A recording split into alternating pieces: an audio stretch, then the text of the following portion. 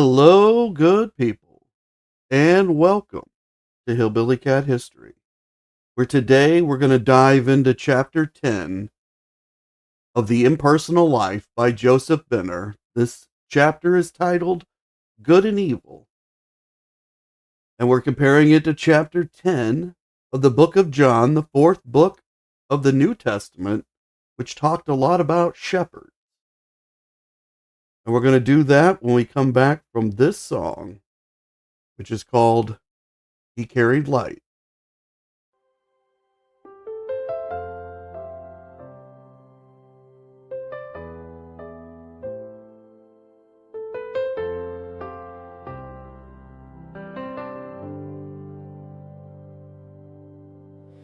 In the margins of the pages his voice still speaks, whispers of longing, of love that seeks. Lisa saw the notes, every thought, every prayer, a father's searching heart still breathing there.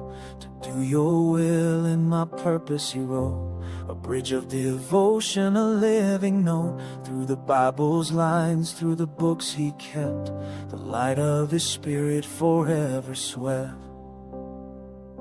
Like a bridge through the troubled night, he carried love, he carried light. Every word, every song, every plea was a path to unity. He showed the way and we will follow, through joy, through pain, through each tomorrow. The unseen hand, the guiding flame, love eternal in his name.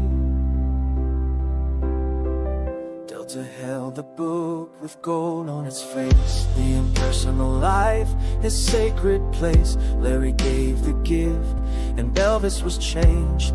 New doors opened, horizons rearranged. He is within us at all times, he said. A chorus of hope where the faithful are led. Fans sent their prayers, the Bible's the song, and Elvis carried their faith along. Like a bridge through the troubled night, he carried love, he carried light. Every word, every song, every plea was a path to unity. He showed the way and we will follow, through joy, through pain, through each tomorrow. The unseen hand, the guiding flame, love eternal in his name. Show me the way and I will follow. His voice was a prayer through joy and sorrow. The road to seek it never ends. His journey became the gift of friends. From cousin to co-star, from friend to kin, the spirit he carried was shared within. I will sing his praises for all to hear, a song of salvation, a love sincere. Like a bridge through the troubled night, he carried love, he carried light. Every word, every song, every plea was a path to unity. He showed the way and we will follow, through joy, through pain, through each tomorrow. The unseen hand, the guiding flame, love eternal in his name. There's got to be a reason, he said, a purpose unseen, a life spirit led. And through the notes, the prayers, the song, his bridge of love still carries on. Thank you all for gathering here at Hillbilly Cat History, where we remember together and listen for the echoes. And today we're going to hear more echoes directly from Elvis, but we're going to start here in Chapter 10, Good and Evil, from The Impersonal Life by Joseph Benner. This is a very important text to Elvis. He annotated many copies of this particular book, and he gave them to others. This book circles around several, what I am thinking of as verbal equations. And I've tried to distill these from the text itself so that we can have a way to try to find resonance throughout this book and in the book of John and in the other passages that we look at that Elvis has annotated. The very top of the equations, it says, "Be still and know I am God." That is the central premise of the impersonal life. I am is the way that Joseph Benner describes God in your heart, or Jesus who lives in your heart. And that it's through your heart that you can speak directly with God, that you have a two-way direct communication, that the Holy Spirit is presented to you in many forms, that the most common, the one that we know of and that we put the most faith in, is the Scripture, but that it's actually everywhere, because all of everything around us, it reflects God's image. And one of these images is a spiral. And you can think of the double helix spiral of your DNA, which is the pattern from which you are biologically created. The universe replicates a spiral. If you look at the way that the solar systems and the galaxies and everything is spinning around everything else, and it's doing it in a spiral pattern. This book spirals around ideas. "Be still and know I am God" is also a quote from the Bible. It's Psalms 46:10. And Benner is postulating that I am God equals love. That I am God equals all time, space, place, presence, and therefore love is the basic building block of the universe. Hi, Jen. Thank you so much for coming. Appreciate seeing you here. So I've tried to distill a few ideas that Benner has. And so if this is your first episode and you've never heard of Joseph Benner before, let's take a look at the right column in the second thing down. It says aligned equals the ability to feel and accept love, and that equals unity. That is Joseph Benner's other big idea: unity and alignment. Alignment means that you are facing towards God, that you are walking towards God. You can't hear him if you're turned around, and that is misaligned. Misaligned is also the state of the earth and this universe that we live in, this mortal realm. It's also what we think of as sin. We live in sin. That's stated to us in the Bible. It's this state that we live in. And in order to commune with God, we have to face God in our hearts. And there's a Bible story about Peter, and he gets out of the boat and he tries to walk across the water to Jesus because Jesus has told him he can do it if he has faith. And he does it till he gets halfway across, and then he loses his faith. Because alignment is a moment by moment thing. We cannot stay in alignment. We must realign over and over. That's what this book, it spirals around these ideas over and over. And in this chapter, it's going to restate for us the book of Genesis, but it's going to do it in a metaphysical way so that we can apply it to our own lives. It's not just a story about the first two people that ever lived. It's not just a story about a garden and people getting thrown out. It's a story about alignment and how we can use the example of Adam and Eve to remain aligned, and how their lives reflect and refract through ours. Hi, Deborah. Thank you so much for coming. Appreciate seeing you here. So let's look back at this text, and it begins in the Garden of Eden, where you abode before entering upon your earthly mission. There grew this tree whose fruit is called the knowledge of good and evil. That is clearly a restatement of Genesis. But notice that the book, which is supposed to be a conversation directly between the reader and the I am, the God who lives in your heart, God's saying to the reader, you abode in the Garden of Eden before entering upon your earthly mission. It's not just a geographic place. It's not just the place where Adam and Eve began life.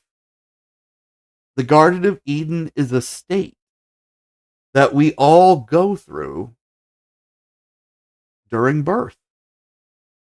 We're brought here onto the earthly plane. We are each a divine shard. The book has earlier told us that God gives us each a soul body, which is a perfect body. That's not what we have here. We have a reflection of that perfect body in mortal form. Therefore, we have an imperfect body. Hi, Elizabeth. Thank you so much for coming. Appreciate seeing you here. And because we have this imperfect body, we're able to experience individuality.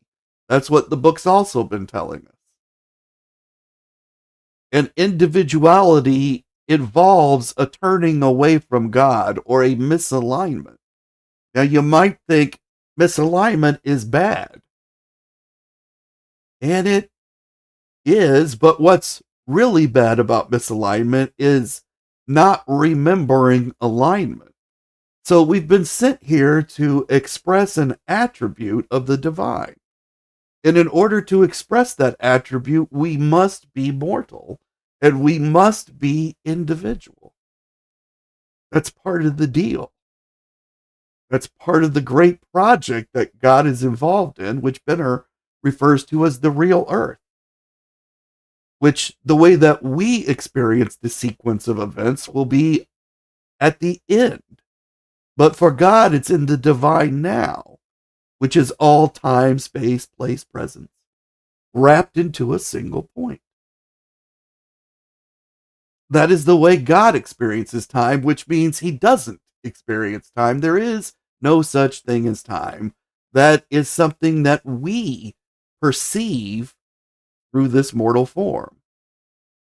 But it's a model of the universe that we use to make sense of the universe, not something that's real in itself, like math.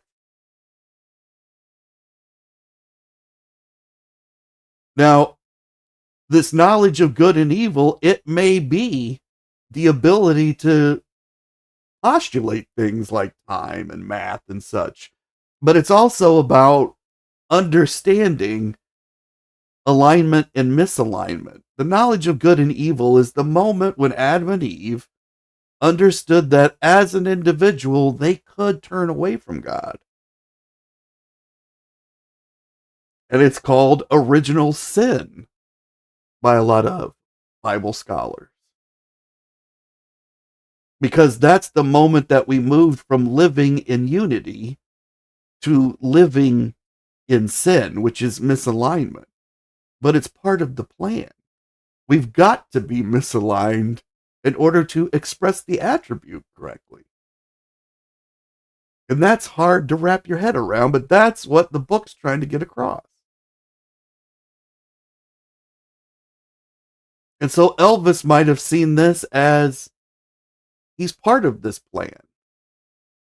And that at one point he was able to commune directly with God, and now he's reached a point in his individuality where he is again seeking that communion, because that's the other part of the plan, is to return to unity.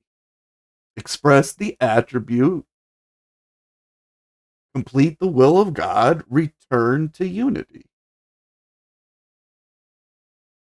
And the book says, while dwelling in this garden, you were still wholly impersonal. Impersonal is the word the book is using to mean unity, meaning you do not have a personality in unity, meaning you will not have a personality in heaven. The personality is part of your individuality, part of your secular brain, part of that which allows us to utilize our free will, which is a shadow of divine will. But we're able to utilize that free will to turn away from God. That's really what free will is. It's the ability to turn away. We've understood through the knowledge of good and evil, there is individuality, and we've used our free will to access the individuality. Now, this book spent a long time talking about the creation process. So it's possible we're also creating and manifesting the individuality. But that's part of the project as well. We make our way out of unity. We find the door and we walk out. But it's like the sheepfold. The sheepfold represents unity. Jesus has said he's the shepherd, but we don't live in the sheepfold. We rest in the sheepfold. And then we go out and live elsewhere. And then we come back. So it says, while dwelling in this garden, you were still wholly impersonal, for you had not yet tasted of this fruit. You did not know that you could be an individual, is what the book is saying. Because you were happy in unity, and who wouldn't be? But God set up the conditions within the Garden of Eden that we would be able to find a desire to be individual. And then the book starts to talk about desire, but having once yielded to desire, and notice it's a capital D, so that's divine desire, a desire that was given to us by God. But having once yielded to desire, the earthly agent of my will, whose main work is to make you eat this fruit, the moment you had eaten, that moment you descended or fell or were forced from your Edenic state, like the chick from the shell or the rose from the bud. Now, this is interesting too, because in Christian tradition, the original sin is a terrible thing, and being cast out of the Garden of Eden is a punishment. Hi, Pat. Thank you so much for coming. Appreciate seeing you here. But Joseph Benner has been going to great lengths to tell us that God does not punish people. Jesus has told us the same thing in the book of John. He's not here to punish anyone. He's here to gather everyone. And so being cast out was not a punishment. It's like the chick from the shell or the rose from the bud, a tree from a seed, or an acorn.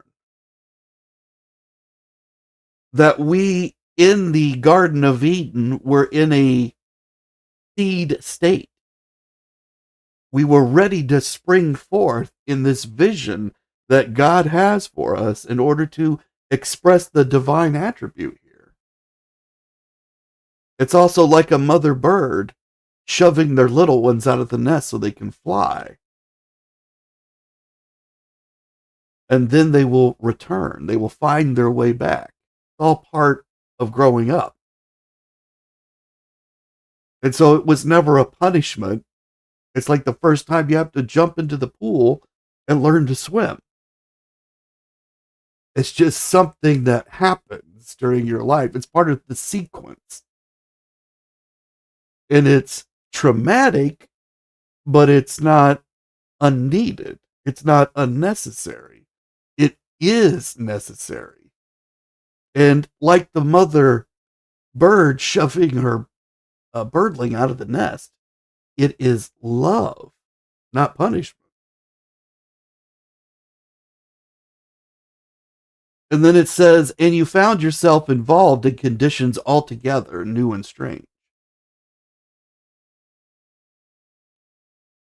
That's the condition of individuality, of having a personality, of being able to look off into a horizon and not see God because you're not facing him. This is new for Adam and Eve, and it's new for each person. At some point in their life, in their development, they look around and realize they're all by themselves, really. That it's possible to be alone. And then the book says, for now, instead of having dominion over the lower kingdoms and of their supplying your every want, you had till the ground to get it to, you had to till the ground to get it to bring forth fruit, and by the sweat of your face had to earn your bread.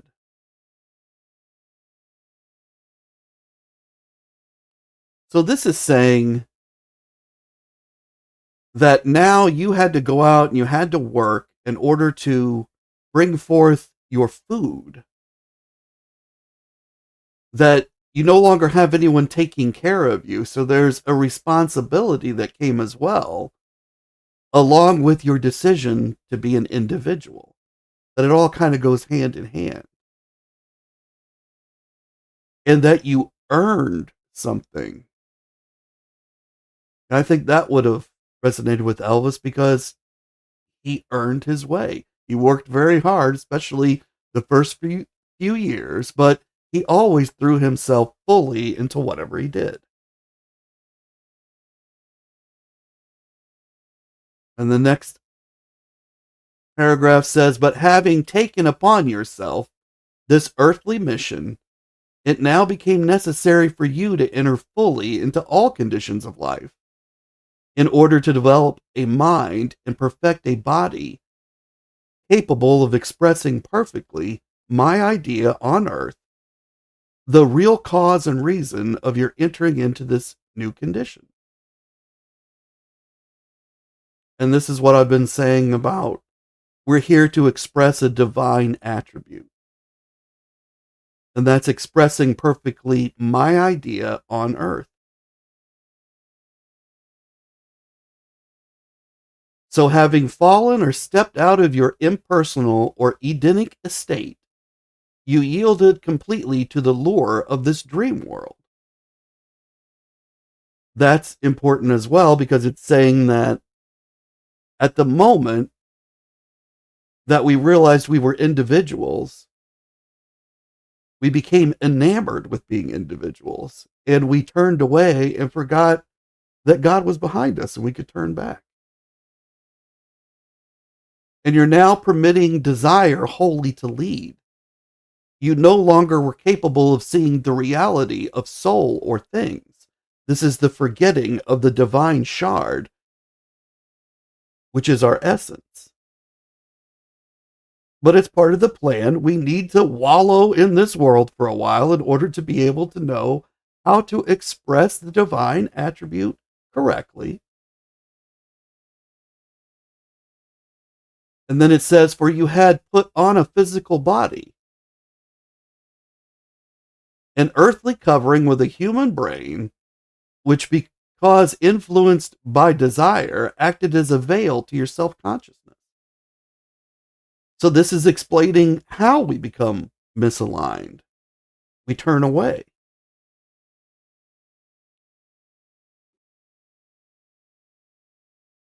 That we turn away and we allow the pleasures of this world to overshadow our memory of the previous one. And so it acts as a veil to our soul consciousness. We forget that we are divine shards. We've even forgotten the way home. We're like the bird that's out there and we've learned to fly, and it's so amazing. We've flown and flown and flown. And we've even forgotten there is a home to go to. And it says, and so bedimmed your sight and clouded your mind that the light of truth could not penetrate through. And everything was falsely colored and distorted to your human understanding. And this is the way that lenses work. And when we begin to put on masks and we see the world through our mask or our lenses, and the more and more that we put on, the greater the chance we might forget that we're part of unity. And the book is circling around that unity in order to bring us back to it. And this unity, this idea that everybody can and will be saved, I think this is the idea that attracted Elvis. And it says, and you saw all things darkly as through a mist, and this mist enshrouding everything you could not see, things in their reality, but only their misty appearance, which now, however, seem to you the real things themselves. And this is talking about when you look at another person who is also a divine shard. We are all divine shards.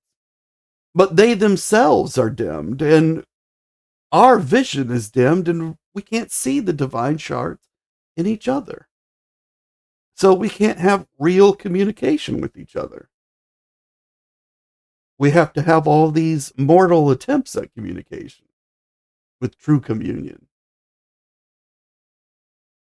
And it's just another example of these veils that we pulled over our own eyes.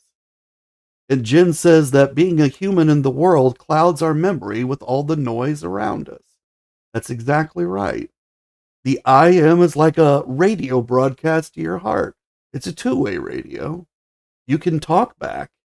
But if you are creating your own interference, if you're jamming the signal, if you're standing very close to someone else who is trying to jam the signal or create interference, if you take interference in from the external,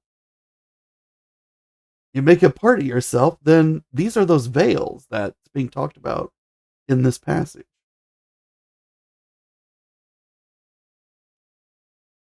And then it says, this was so with everything you saw through your physical eyes, with things being both animate and inanimate, with everything you conceived in your human mind, with even your own self and other selves around you.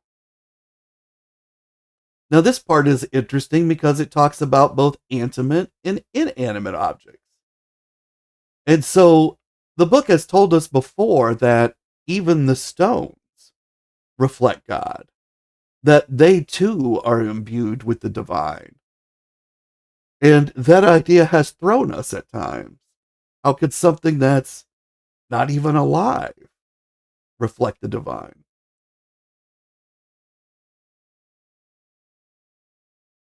And the book's telling us here that if you have that question, it's a natural question. We should have it, but it's also a veil.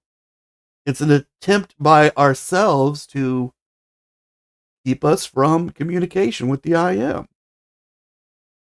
That it's a misunderstanding that's keeping us misaligned. It's one of those flag posts that we should look for, that we can't seem to reconcile the fact that God is love and a rock is love at the same time. And so that's a learning point, a learning opportunity for us. That's what the book is saying. That's a spot where you should spiral your mind around that idea over and over. You don't need to force it. If you need to walk away from the idea, that's what you should do too. And the book provides an opportunity to do that by spiraling away from the idea. And then it'll spiral back to it later. And Jen says that she just noticed me up on the top. Yes, this is me. Hi.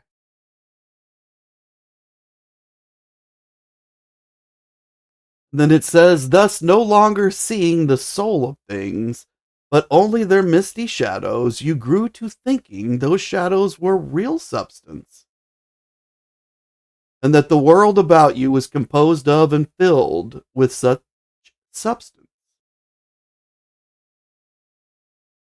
And this means that you've mistaken the building block of love for something else. And that's what you've convinced yourself the universe is made of. But that's not what it is. Hi, Deborah.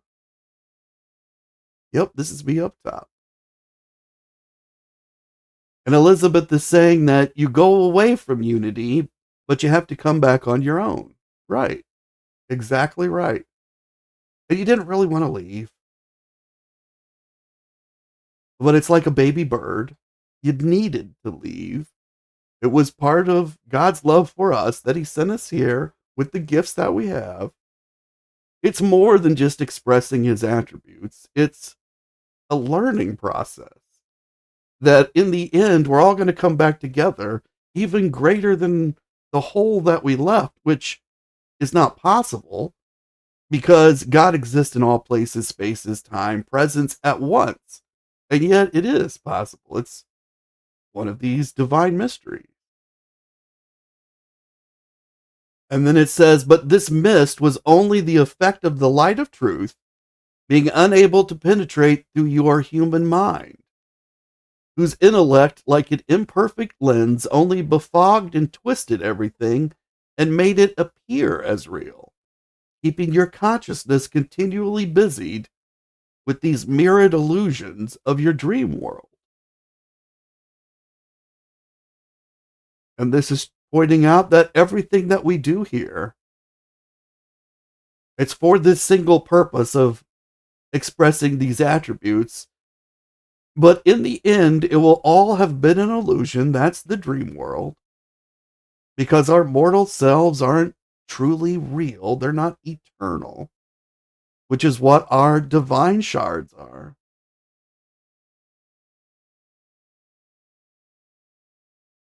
And it says, now the intellect is a creature of and wholly controlled by desire, and is not, as many suppose, a faculty of the soul. This is saying that the part of yourself that you think of as smart, it's secular. It's very smart in a secular way, but that part's not going to get you to heaven. That's not the part that is unity. That is a refraction of unity. Your intelligence is a refraction of unity. It mirrors unity. It's a pale reflection of divine intelligence, divine intellect. It's a gift, but it's not going to last forever. And it doesn't define who you truly are, even though it feels like it does because we spend a lot of time with it. It says, in other words, this mist then was the clouded lens of your human intellect, which, because controlled by desire, falsely portrayed and interpreted to your consciousness every image, idea, and impulse I inspired from within or attracted from without during the process of my awakening your consciousness to a recognition of my idea within, ever urging for outer expression. This is saying that your ideas are implanted in you by the divine. They are gifts from the divine. That every idea we've ever had, whether we saw it outside of ourselves and consciously took it, or whether it just sprang up in our mind, those are God's gifts to us through divine inspiration. But that our intellect immediately jumps up and says, look what I just did. I brought this idea for us. And that's a veil. And that it's easy to think that because the intellect is jumping up and down, waving his hands, saying, I just did this for us. Look at how great this idea is I just came up with. But in truth, that veils us from the fact that it truly did come from the divine. And that it's the divine that is then giving us the desire to push the inspiration forward. And it says, all this I did purposely. However, through the agency of desire in order to lead you consciously into the heart of earth conditions. In other words, God is saying, I needed you to revel in the pleasures of the earthly realm. I needed you to get into the zone to where you forgot about everything but yourself, and that you could become so illusioned, you could create such wonderful illusions for yourself that you can't even find the way back. You've got a maze going on. But that's where you needed to be in order to fully be part of this world and able to be part of the project. It's all part of the plan. Now let's stop here for a little bit and switch over. And I'm going to move from these equations to a page that Elvis actually wrote on.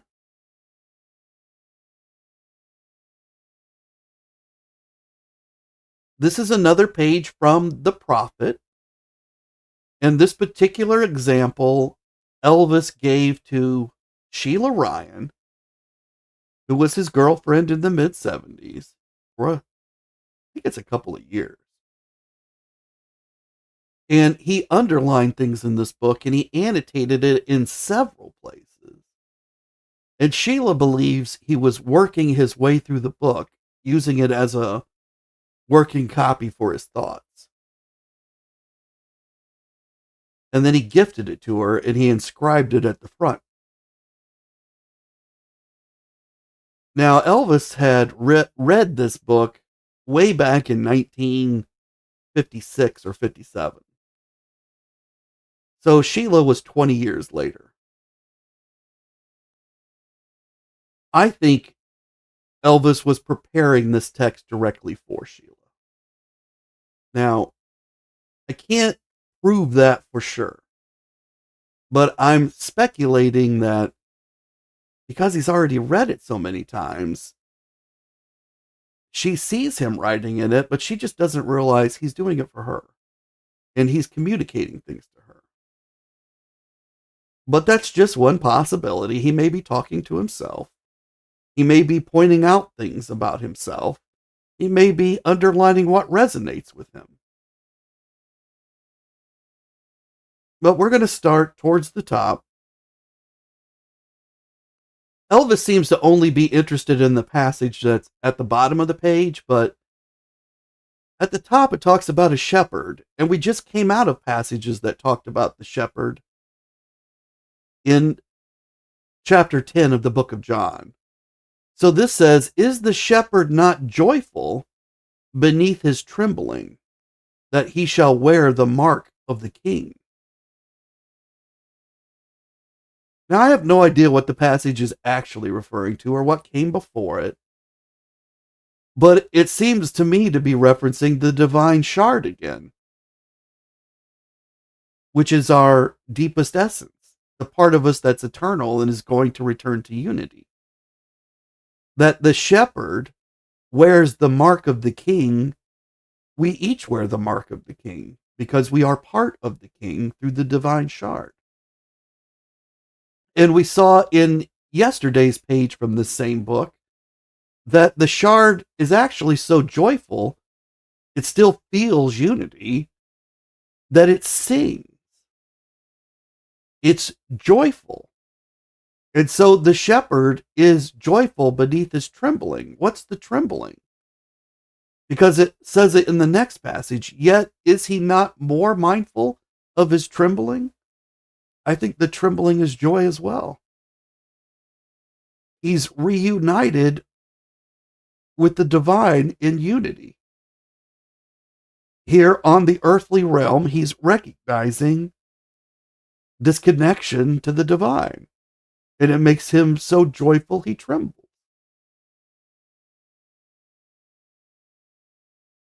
And Elizabeth says that it's hard to understand what God is doing and what God is, but I try to remember But she's retracted it faster than I could say it. But I think a lot of us are in that same spot. It's very hard to understand when we see things that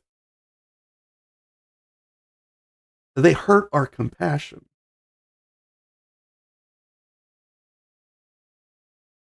And Jed's saying that the shepherd, it's like he can't believe he feels this joy on earth. Yes, that is what I think is being said. Although we don't know what the passage was before it. But just with this spiritual mindset that we have at the moment, and having read the book of John and connecting it to the impersonal life, and what the prophet has said earlier in this book from the few pages we've seen.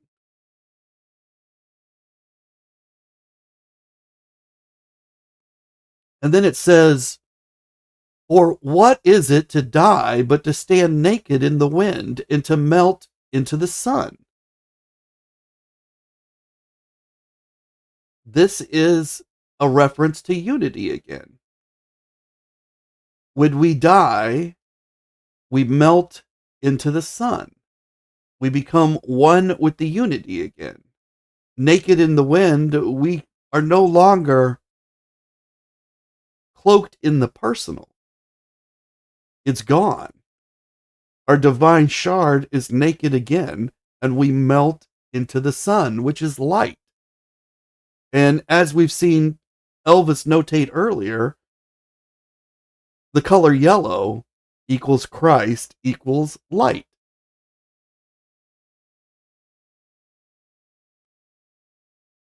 Elizabeth says, "Sometimes I have trouble trying to understand what God is and what he's trying to do, but then I have to remember that it's not for me to understand, but to try to remember as a human. It's not for me to understand, but to have faith that it is good." That's an important note, that when we don't understand, the most important thing is to remain oriented, to remain aligned, to keep your posture intact, which is what Elizabeth is stating, the posture that faith is what will carry us through. However, Peter lost faith on the walk. So it's the orientation and the crying out to God, which you could say is a demonstration of Peter's faith. That even as he lost faith, he cried back out to God, "Help me with my faith."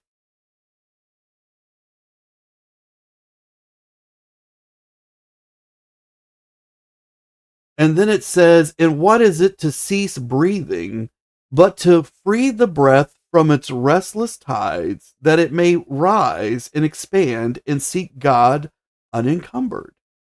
So this is another reference that your divine shard,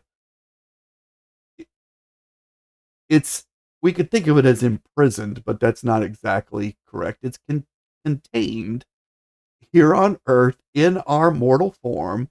And when that form is gone and it no longer serves any purpose, we're going to rise and expand, that we are constrained within this mortal form. That's also there. We're not just contained, we are constrained, but we're constrained for a purpose. And then we're going to be able to seek God unencumbered. We will rejoin unity without any veil. We won't have any masks because they'll all be gone.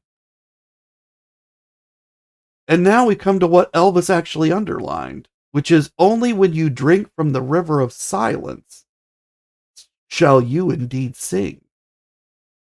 Only when you drink from the river of silence shall you indeed sing.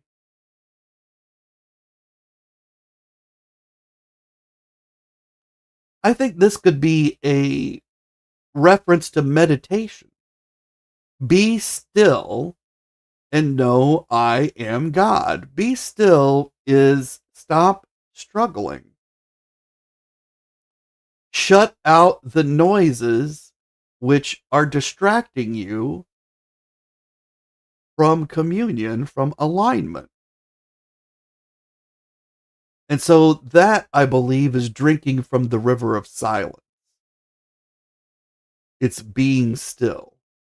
Another way to say that. And then you shall indeed sing is the communion. It's what is happening with the shepherd, that he's trembling because he understands he wears the mark of the king. He's aligned and he is communicating directly with God. The passage goes on. Elvis has not underlined this part. It says, and when you have reached the mountaintop, then you shall begin to climb. And when the earth shall claim your limbs, then shall you truly dance. So, reaching the mountaintop, the earth is not going to contain your divine shard. That's the highest point that we can conceive of on earth. That's just the starting point for the climb to God.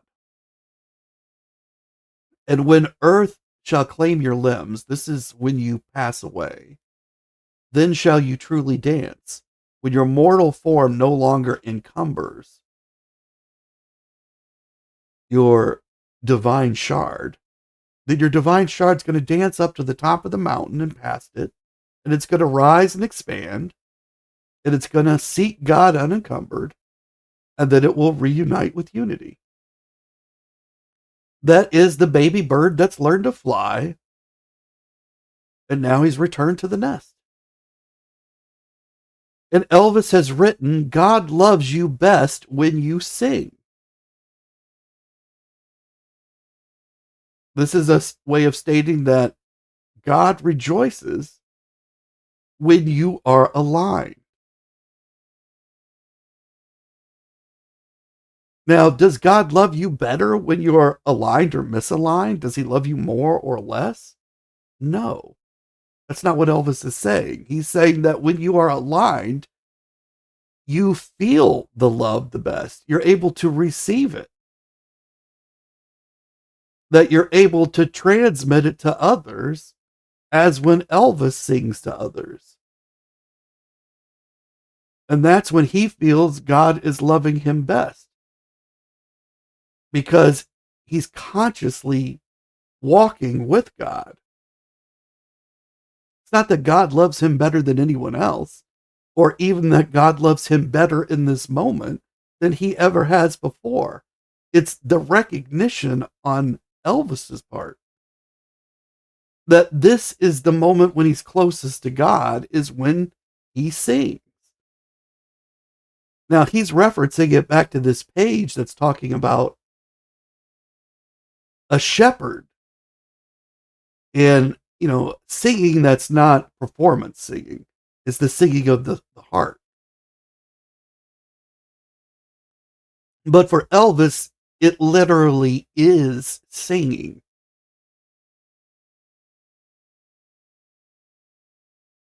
And Jen says that someone's posted this quote today on Instagram. That's interesting.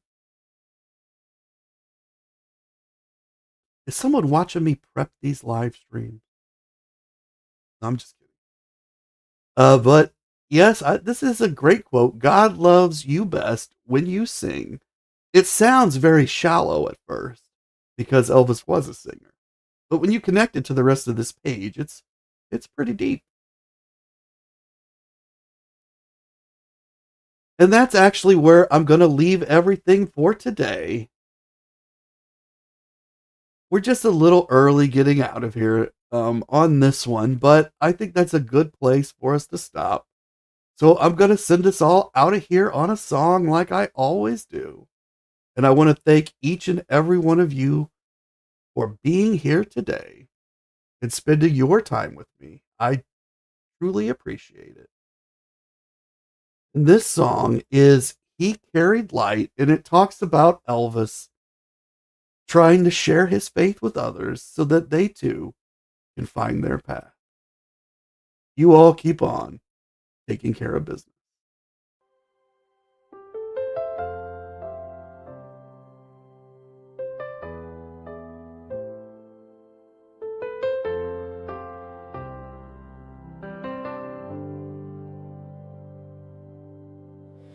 In the margins of the pages his voice still speaks, whispers of longing, of love that seeks. Lisa saw the notes, every thought, every prayer, a father's searching heart still breathing there.